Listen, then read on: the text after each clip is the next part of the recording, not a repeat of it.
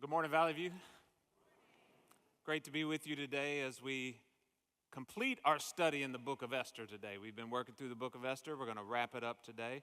First, I want to welcome back our students, our campers who were gone last Sunday. If you went to camp last week, student or adult, would you stand? Go ahead. If you were a counselor as well, thank you guys for coming. Thanks for going to camp. Thank you to the adults who went too, by the way. Pray for them to be able to get some sleep. All right, you can sit back down now. Thank you, guys. It's great to have you back. I loved camp, lived for camp, planned my whole year around camp. It can be such a powerful moment for our students. Always be praying for them. They are the future of this church. So we've been working through the book of Esther, and coming into this week, have you ever had one of these moments where you realize there's more going on behind the scenes than is obvious on the surface? I was watching an interview, and it was centered around C.S. Lewis. It was a history program talking about his life. I'm a big fan of his writings. He's had a big influence on my spiritual growth. He was an author. If you've read the Chronicles of Narnia, he was a British author in the 40s, 50s, died in the 60s. And I was watching this interview, and I was looking at the interviewer, and I was thinking, something is not right about that lady. Something's off. And the more I stared at her, studied her, I realized, oh, I know what it is. She has had a ton of plastic surgery. A ton. And you've seen these folks, right, where you're like, whoa, you went too far with that, okay? And my immediate reaction to that as I watched her was I thought, why? Why would you do that to yourself? You've gone overboard in your lust for affection, in your appearance. You've put too much emphasis on that. And I thought, that just seems weird that this person in particular would do that. A news reporter, you could see other settings. And so I thought, well, let me learn a little more about the whole story here. Well, come to find out, yes, she had a ton of plastic surgery because an angry ex-boyfriend threw acid in her face. Yeah, and I felt like the biggest, most judgmental loser jerk on earth to have been judging her for that. She didn't know it, obviously. But I realized in that moment, a whole lot more going on behind the scenes than seems obvious at first. I took it one way, and you realize, oh, no, there's something else much more significant going on. As we've studied the book of Esther, the obvious storyline has been God raised up a Jewish orphan, likely a peasant woman, made her queen of Persia, put her in a place where now she could play a key role in rescuing the Jews from termination, from persecution. And that seems to be the main obvious storyline of the book of Esther. What we're going to see today as we wrap up the book is that there's something else going on behind the scenes. Maybe I would call it a backstory. There's a backstory. There's a sublayer that really is the driving emphasis of the whole book that we've not drawn out yet, but it's what's at play in the book of Esther. So if you have a Bible, turn with me to the book of Esther. We're going to wrap up chapter 9 and then also cover chapter 10. And if you have one of our church Bibles, normally we have extra copies to hand out if you don't have a Bible, because we read directly from the Bible mostly rather than from on screen. We're out of those right now. We're waiting for a shipment to come in. But if you have a church Bible, that'll be on page 387. That page number should be on the screen. And what we're going to see here, I think we'll observe 4 layers to the backstory of the book of Esther. 4 layers to the backstory of the book of Esther. So let's start by looking at verse 20 and reading the first couple of verses here as we look at this first layer of the backstory. Esther chapter 9, verse 20. And Mordecai recorded these things and sent letters to all the Jews who were in all the provinces of the king Ahasuerus, both near and far, obliging them to keep the 14th day of the month, Adar, and also the 15th day of the same, year by year, as the days on which the Jews got relief from their enemies, and as the month that had been turned for them from sorrow into gladness, and from mourning into a holiday, that they should make them days of feasting and gladness, days for sending gifts of food to one another and gifts to the poor. All right, what we're going to see here first in this section, the first layer of the backstory, is a feast established. There is a feast established commemorating all that God had done to rescue the Jews from persecution up to this point. And if you're just coming into this message and you've not captured the whole book of Esther, I'd encourage you to go back and read it. It's a short book to get the backstory leading up to this point. But what happens is they commemorate. We need to establish a festival to remember what happened moving forward. Now, we know that festivals are an important part of Jewish culture. We know that, as we saw in the book of John, there was the Feast of Tabernacles or Booths. There is the Day of Atonement. There is Passover. There are key festivals in the Jewish calendar that remind them of key things God did along the way to rescue them, to care for them, to protect them, to be there with them. But here we're establishing a new festival. This doesn't show up prior to this in the Old Testament. And the way they are to celebrate it moving forward, it says here, if you look back at verse 22, we will make them days of feasting and gladness and days for sending gifts. Now, it seems appropriate to have this feast, to celebrate this feast, to celebrate this festival, to incorporate a feast. Because the whole book of Esther has been about feasts. The book begins with a feast. It ends with a feast. All the key moments of the plot hinge around feasts that occur, sometimes between the queen and the king, sometimes broader cultural feasts. In fact, the word feast shows up as many times in the book of Esther as in all the rest of the Old Testament. Major theme of the book of Esther. And we've experienced this as well, by the way. When we celebrate Thanksgiving, we celebrate it with a feast, much like they did on Thanksgiving Day. It's a reminder that when we were in lean times, God provided. In fact, that's probably the key idea to take away from this festival. It's not about the feasting, it's about remembering the fasting. It's so critical to make that connection. When we have Thanksgiving Day, we should also remember there was a time when we did not have. We feast now because of abundance, but there was a season. The reason the whole festival came about is because God provided in the midst of their fasting, in the midst of their hunger. And for Esther, the feast is because of the fast. I mean, they spent all this time pleading, begging, God, would you move? Would you show up? We're coming before you. We're putting aside food and water. We're wearing our worst clothes. We're covering ourselves in ashes. We need you to show up.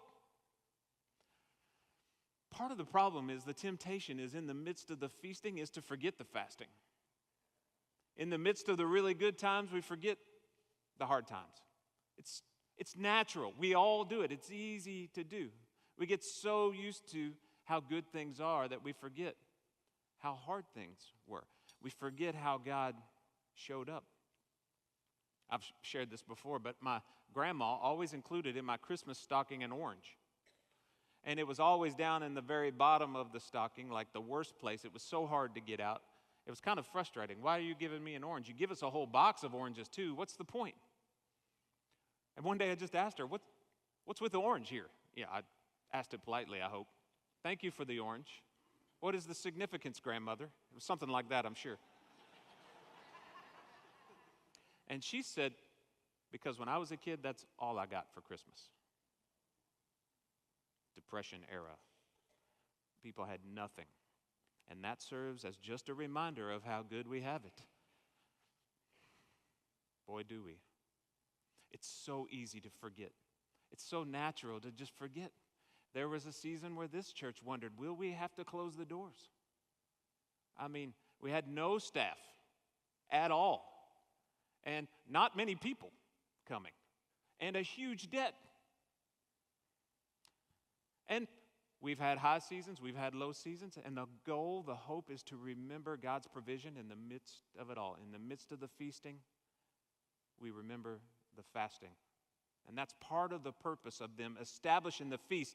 Don't forget how God showed up. Don't forget how he provided, even in the midst of the good times. So we see this feast established. And one thing that's interesting about this feast is it's still celebrated today. In fact, I'm going to show a picture on the screen. This is Mike in Shannon, Hampshire. Mike's the chairman of our deacons. And this is them in Israel.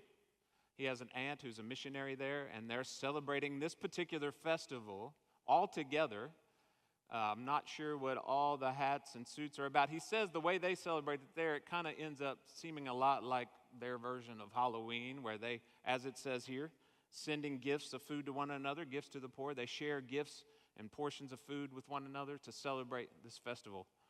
Now, there's one particular thing they've done in the history of Jewish history, have often done to celebrate this, and it's a way to involve the kids in the festival.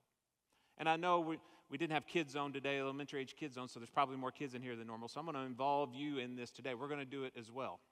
One of the things they do is that whenever Haman's name is read, not just mentioned, but read from Scripture, all the kids try to drown out the sound of it.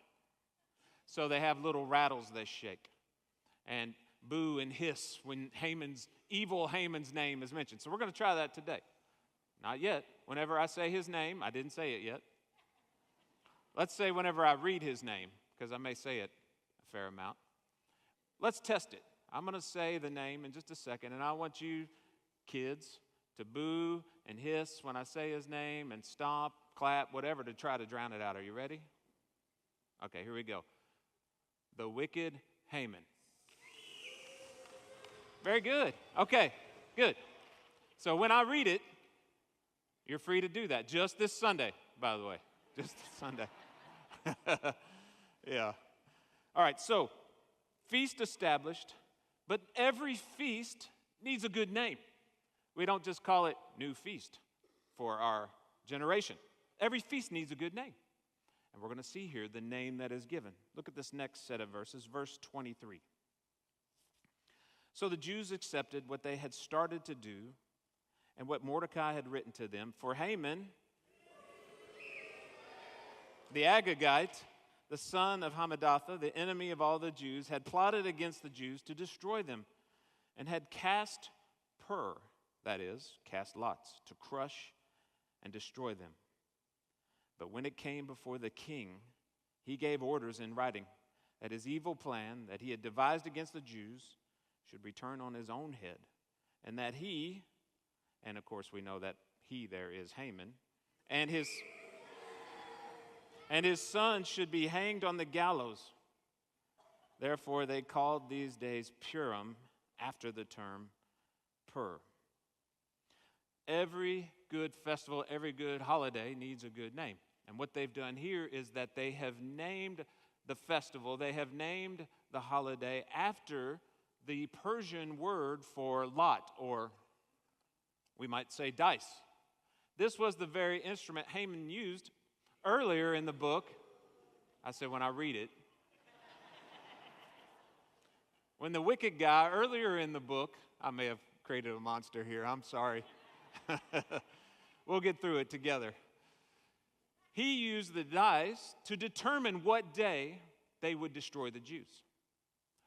So it's kind of interesting that you would name the whole holiday after an instrument of chance, after almost an instrument of gambling. It's almost if like we set up a holiday and called it the slot machine holiday. What are you talking about? Why would you call it that? What's the purpose? I think there's two reasons why that occurred, two reasons why that was done. It's pointing to the sovereignty of God and the faith of Esther. And by the way, here in the naming, this is, I think, the second way we see God at work behind the scenes. This is the second way we see the backstory to the book of Esther, is the naming of the holiday, the choosing of the name. But why would they call it Pur? So think about this. In particular, this is a constant reminder of God's sovereignty throughout the book. So we know, we've pointed this out multiple times, that God's name does not show up in the book of Esther at all. And the temptation is when you see that to think, well, then he doesn't exist. He's not there.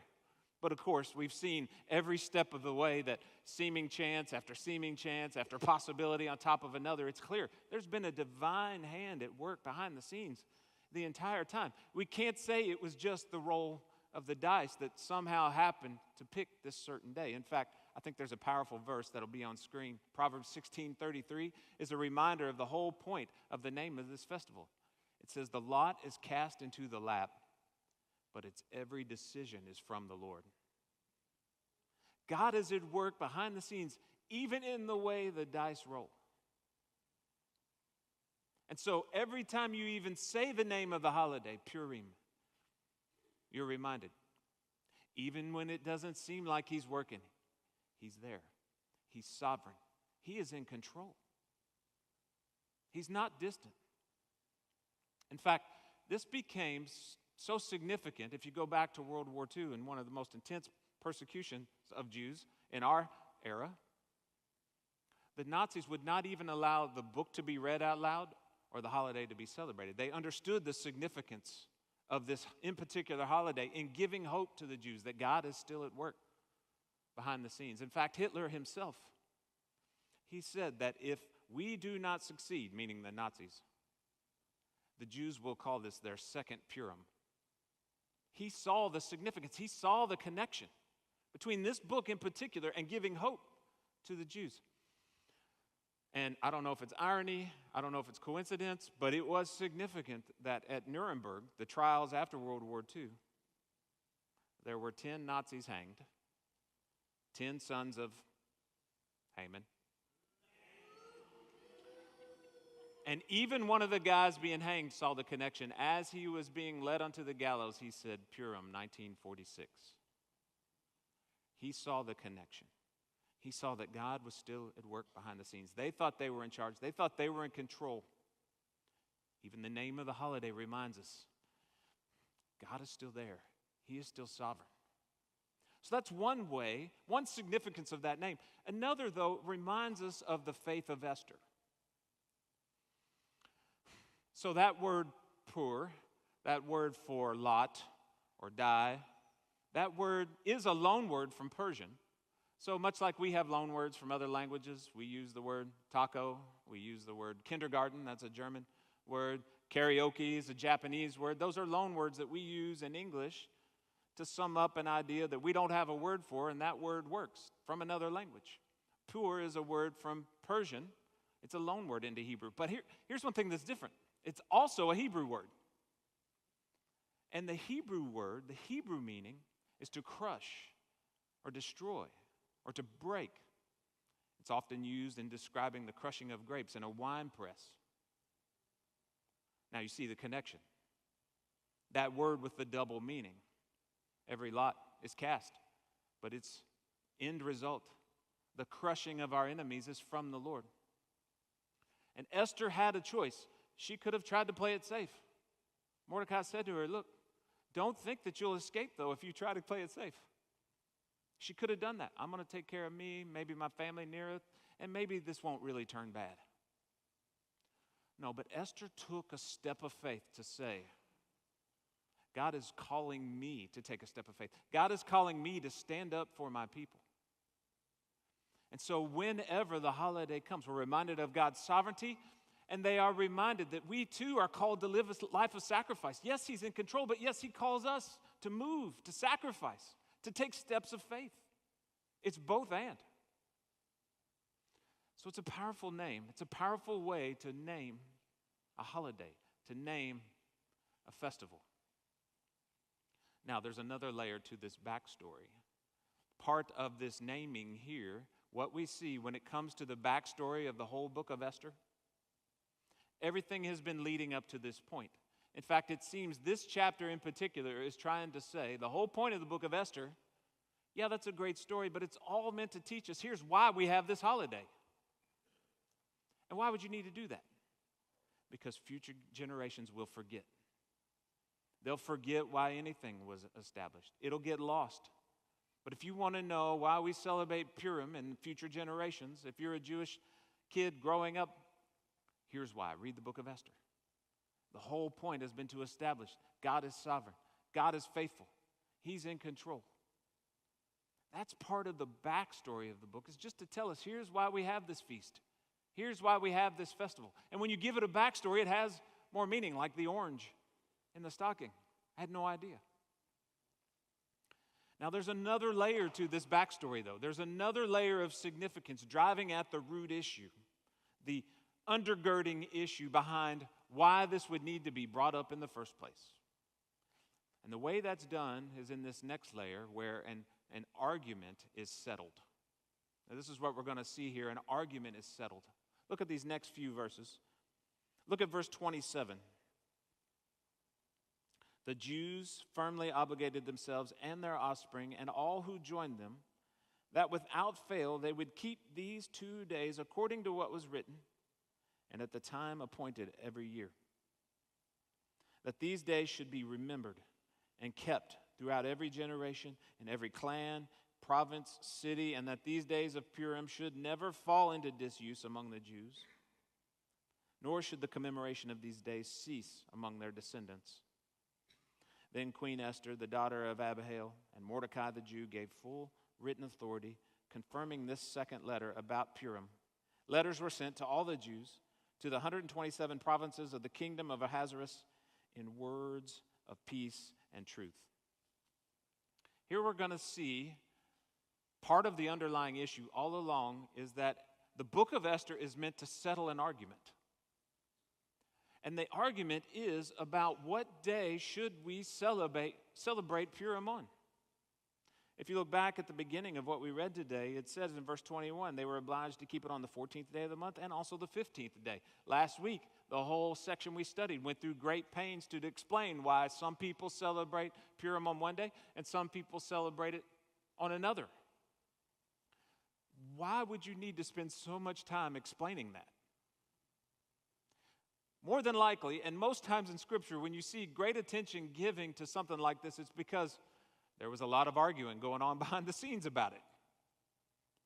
And that may seem silly that a whole book of the Bible is dedicated to trying to solve an argument about what day to celebrate something. But let me tell you, people have been driven apart by things that are a lot smaller than that. Churches have been driven apart by things that are a lot less significant than that. I remember a friend of mine said his particular denomination, and I've shared this before as well, his particular denomination was a spinoff from another denomination that made the point as part of their doctrine that if you were to wear buttons on your clothing, that would be too showy, right? That would be too fancy if you were to use buttons.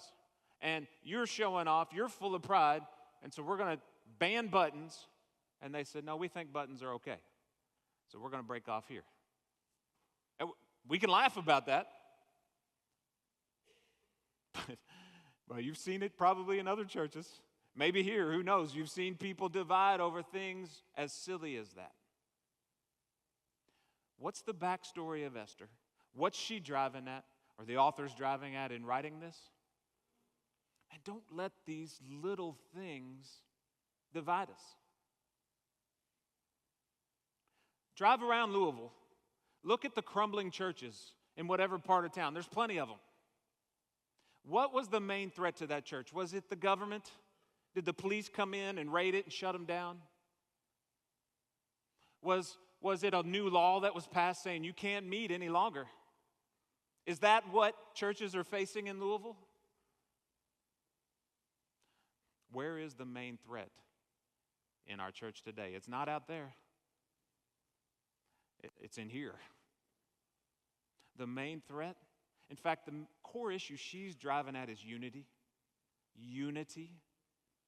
And let my encouragement be to you, and this is for me as well. If there's anyone here that you have anger, bitterness, unresolved conflict towards, and it could be someone you barely know, it could be your spouse. If there's anyone here like that, don't let that linger. Don't let that stay unresolved. That very issue, it's not just a personal issue between you and that person. It's a gospel issue. It's a church issue. You see, if we let that fester, those are the very things that drive churches apart. The enemy will use that to wedge in and corrupt from the inside. The threat's not out there. It's not PETA. Okay, it's not AI, it's not LGBTQ, it's not whatever political party you hate. That's not our threat. It's not. The threat's in here. And I feel like there's a lot of unity here right now. I feel like there's a lot of work that people strive. I don't have anybody in particular in mind. But this is the message of Esther that has to be proclaimed. Unity. Don't let the silly debate about what day to celebrate a holiday on drive us apart. Strive for unity. This was the challenge they faced. In fact, we're going to get a little deep in the weeds here because I want you to see how significant this is. This isn't just an isolated thing in the book of Esther. This goes across biblical history. If you go back to the beginning of the book of Esther in chapter 2, Mordecai is called a Benjaminite. He's from the tribe of Benjamin.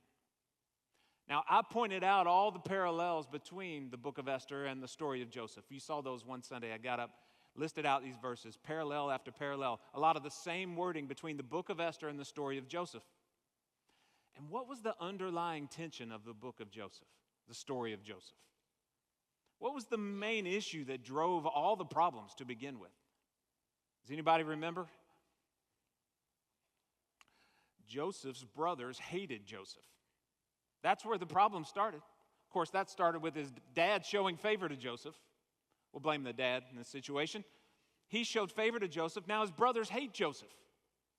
And they sell him off. And they wanted to murder him. They sell him into slavery. Now, follow the story. Stay along. We're getting a little bit in the weeds here. There comes a point in the story now where Joseph has become ruler in Egypt for all intents and purposes. And all his brothers show up and they need food. They need rescue. And Joseph says, only if you give me Benjamin. Benjamin was his true brother from the same mother. The others were step brothers. Give me Benjamin and you'll be okay. You'll be rescued.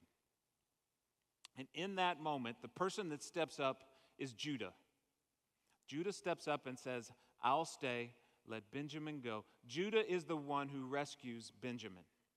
Now, this is important for the book of Esther, bringing it all back to the book of Esther, because Judah, every time I've said the word Jews, if you look at the Hebrew, it says Judah.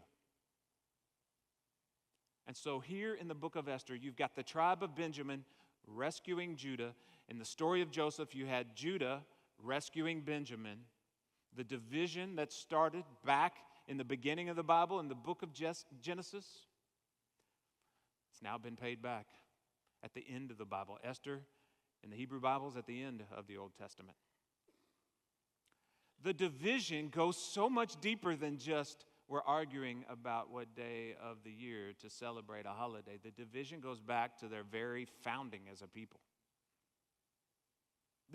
This is why this is critical for us.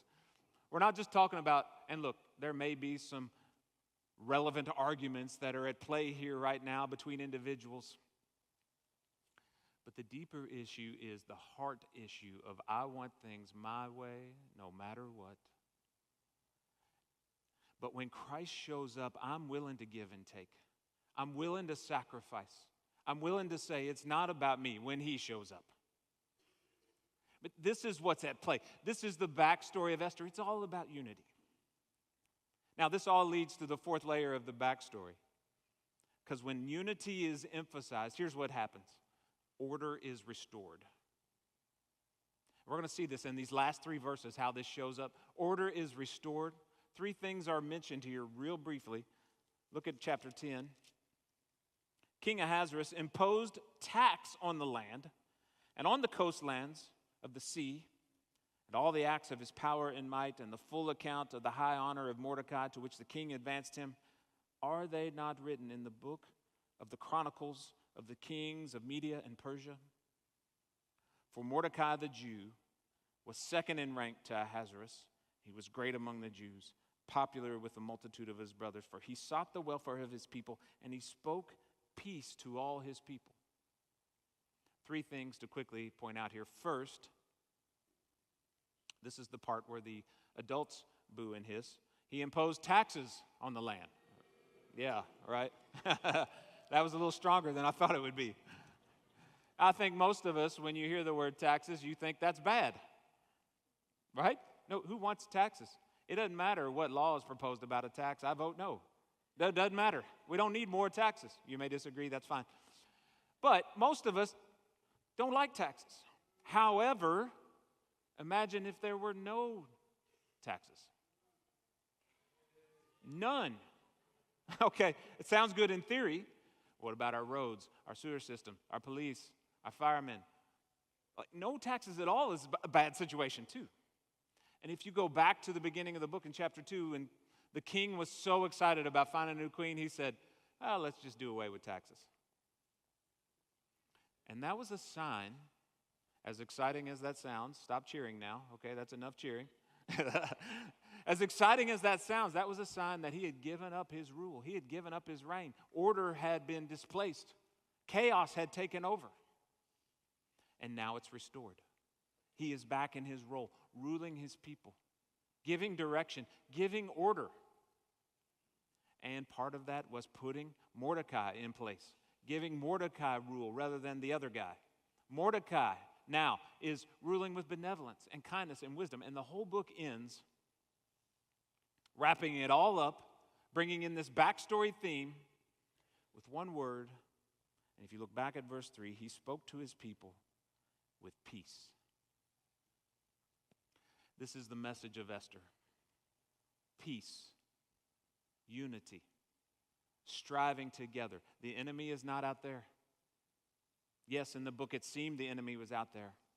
But at the end of the day, God calls us to work towards unity, love, service, sacrifice. That only comes through Christ working in you. And look, if you don't know him, I just want to speak to you specifically. If you don't know Christ, I know there's this misconception, and many people feel like one day I'll follow him. Let me get everything cleaned up. Let me get my life figured out, and then maybe he'll accept me. He can't accept me the way I am right now. I'm too messy. That's exactly how he wants you. He doesn't want you to try to get yourself cleaned up. You don't get cleaned up before you take a shower. You come to him as you are. Jesus, meet me where I am. You clean me up. You go to work in my life. You give me that ability. In fact, we say it all the time, come as you are. Come as you are, so you don't have to stay as you are. He will work in your life. And if you don't know him, I'd love to talk with you about what it means to follow him. And I'm going to wrap us up in prayer in just a minute, but after the service is over, I'll be down front. I would love to talk with you. I would love to, in a week from now, and a month from now, to be up there baptizing you. Jesus wants you to follow him. You don't have to clean it all up yourself. Come to him as you are. Let's pray.